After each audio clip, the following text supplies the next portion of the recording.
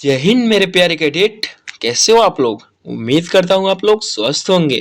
आज के इस वीडियो में आप सभी के लिए न्यू मॉडल पेपर जो कि आप सभी लोग जितने भी एनसीसी कैडेट 2025 में एग्जाम देने वाले उनके लिए मोस्ट इंपॉर्टेंट क्वेश्चन है। वीडियो बिना स्किप किए पूरा वीडियो देखिएगा, ठीक है। तो चलिए शुरू करते हैं। आपको समय कितना दिया जाएगा? 3 घंटा 15 मिनट का यहाँ पे पूर्णांक है 70, ठीक है। निम्न नोट नोट प्रारंभ के 15 मिनट परीक्षार्थी को प्रश्न पत्र पढ़ने का के लिए निर्धारित है, यानी कि आप 15 मिनट सभी प्रश्न को पढ़ लें अच्छे से, ठीक है।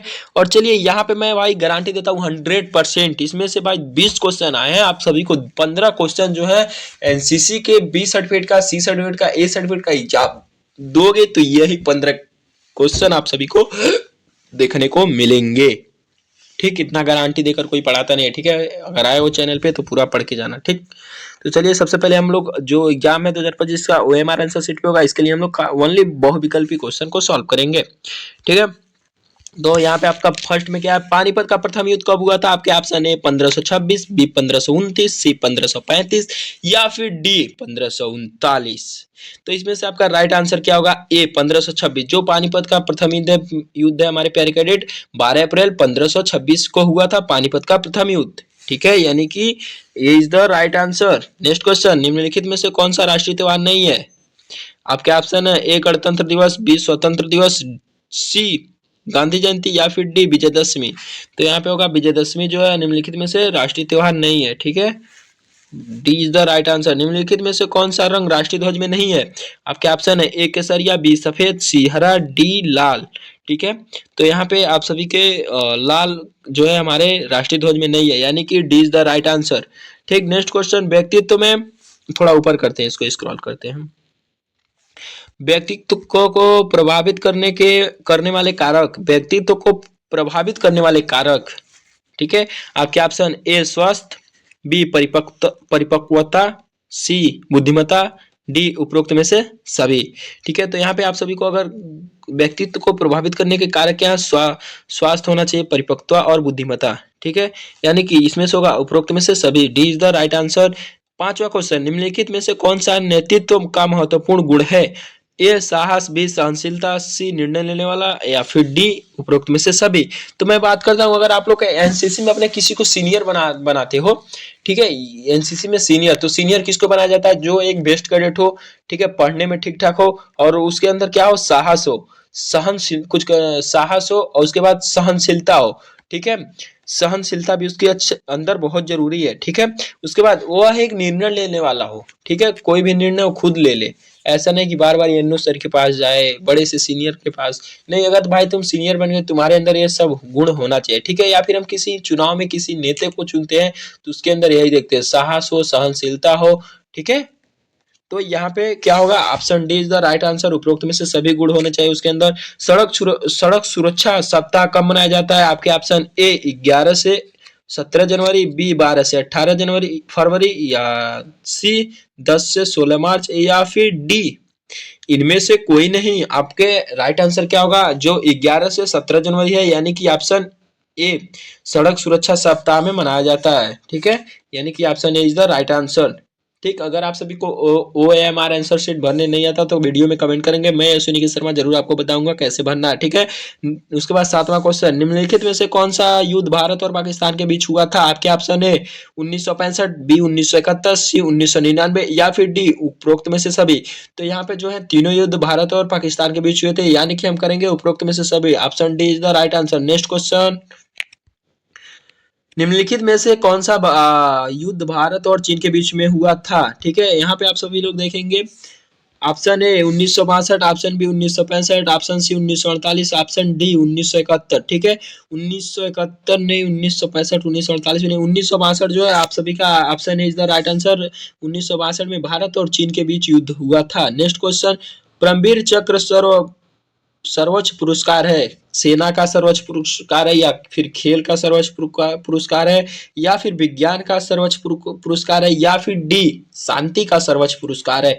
तो जो आपका परमवीर चक्र है, PVC परमवीर चक्र, वो सेना का सर्वोच्च पुरस्कार है, यानी कि option A is the right answer. Next question, निम्नलिखित में से कौन सा संचार प्रक्रिया का मुख्य तत्व है?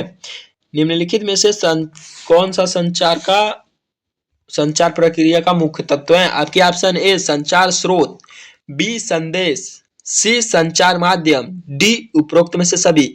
ठीक है, तो यहाँ पे आप सभी के क्या क्या है, निम्नलिखित में से कौन सा संचार प्रक्रिया का मुख्य तत्व है? संचार स्रोत है, संदेश है, संचार माध्यम है, ये तीनों क्या है? निम्नलिखित में से संचार प्रक्रिया का मुख्य तत्व है, यानी कि option D is the right answer, उपरोक्त में से सभी। संचार का प्रकार है, संचार का कितने प्रकार होते हैं?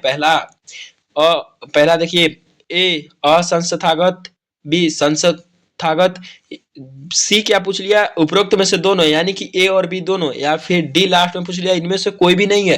तो देखिए, संचार के दो प्रकार के होते हैं, एक असंस्थागत और दूसरा होता है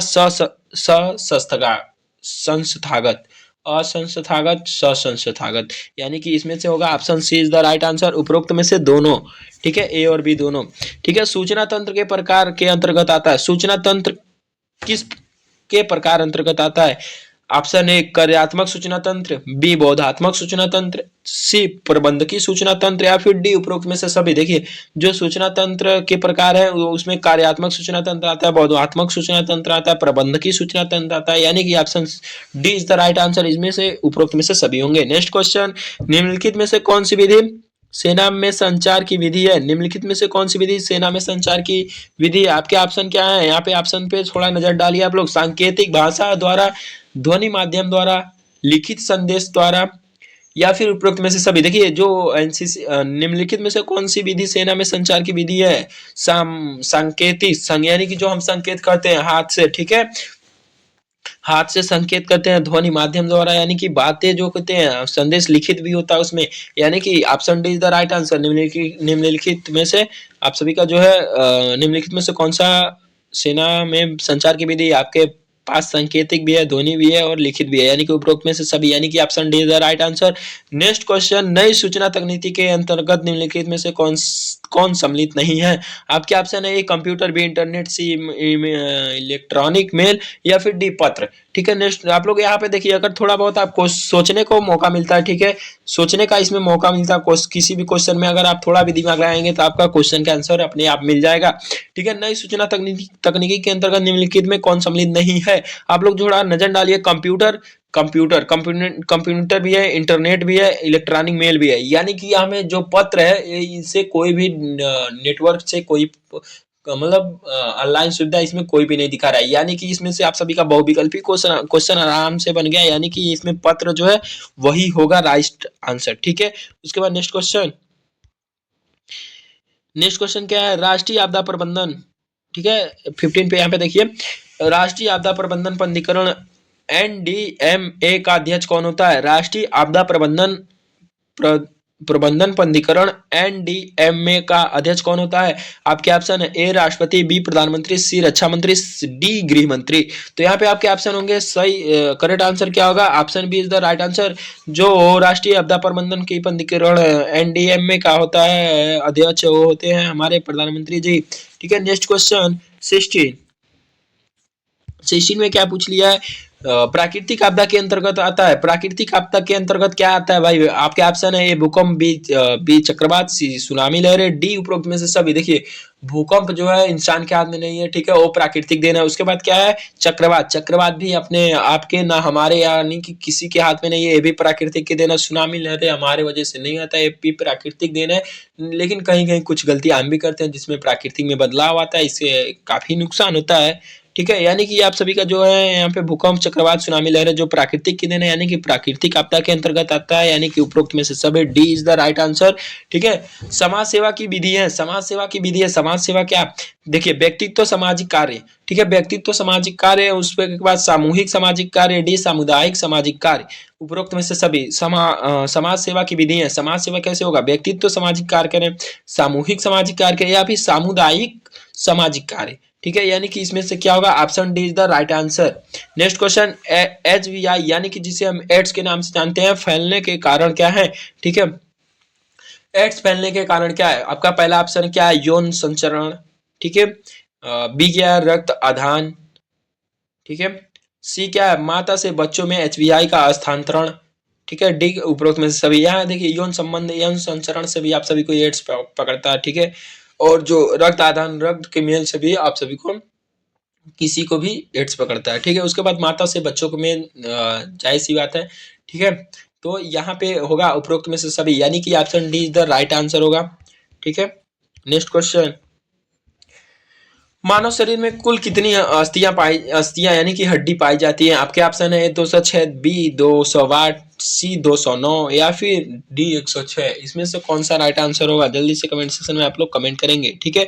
तो आप मानव शरीर में कितनी हड्डियां पाई जाती है भाई? 5-6 में हम लोग पढ़े थे, ठीक है, 5-6 में पढ़े, उसके बाद 6 में पढ़े होंगे, बस इतना ही चलता है। 7-8 में नहीं ये सब पढ़ाया जाता है, ठीक है। तो इतना में भाई 3 साल पढ़ लियो। ये मानव शरीर में कितनी हड्डियां? 206 होती है, ठीक है। और ये बहुत नाजुक, मानव शरीर में कितनी हड्डियां होती है? 206, यानी कि option A is the right answer, ठीक है। Option A is the right answer. Next question, संसाधन के प्रकार के अंतर्गत आता है, संसाधन के प्रकार के अंतर्गत आता है। आपके ऑप्शन है ए जैविक संसाधन, बी अजैविक संसाधन, सी उपरोक्त में से दोनों, या फिर डी उपरोक्त में से कोई नहीं। तो यहाँ पे आप सभी लोग देखेंगे संसाधन के प्रकार के अंतर्गत कौन कौन आता है? जैविक संसाधन, अजैविक संसाधन, यानी कि आपका ऑप्शन होगा option C is the right answer, उपरोक्त में से दोनों, ठीक है। उसके बाद नेक्स्ट क्वेश्चन, लघुत्तरी प्रश्न पूछ दिया, जो कि अभी आप सभी को मतलब नहीं यहाँ पे पूछा जाए, मतलब OMR आंसर शीट पे नहीं इसको मार्क करना होगा, ठीक है। लेकिन जो सी सर्टिफिकेट वाले हैं उनका लिखित भी हो सकता है। तो इस सबको अगर आप सभी को पढ़ना है, जितने भी सी सर्टिफिकेट वाले हैं, ठीक है, इस पे अगर आप सभी को पढ़ना है तो आप लोग एक बार वीडियो में कमेंट करेंगे कि लघुत्तरी प्रश्न के जो टिप्पणी लिखने थे, यानी कि राष्ट्रीयता पे या फिर राष्ट्रीय हित की आवश्यकता पे, नेतृत्व पे, ठीक है, ऐसे क्वेश्चन करके आप लोग कमेंट कर सकते हो, ठीक है। अगर आप सभी को सी सर्टिफिकेट वाले जितने कैडेट हैं, अगर उनको जानकारी चाहिए कि हमको भी पढ़ा दीजिए जो यहाँ पे लघुत्तरी प्रश्न है, और उसके बाद क्या है दीर्घ लघुत्तरी प्रश्न, अगर आप लोग कमेंट सेक्शन में कमेंट करते हो तो मैं सुनिकेत शर्मा जरूर आप सभी को पढ़ाऊंगा।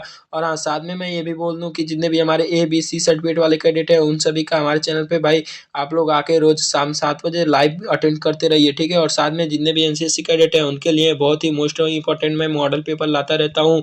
तो मैं सुनिकेत शर्मा आप सभी से मिलता हूँ नेक्स्ट वीडियो में। तब तक के लिए आप सभी को जय हिंद, जय भारत। और वहाँ जाने से पहले मैं एक बात बोल देना चाहूंगा, आप लोग शाम को 7 बजे लाइव जरूर अटेंड कीजिए, ठीक है। रोज ऐसे ही नए नए मॉडल पेपर आप सभी को देखने को मिलेंगे, ठीक है। मिलता हूँ नेक्स्ट वीडियो में।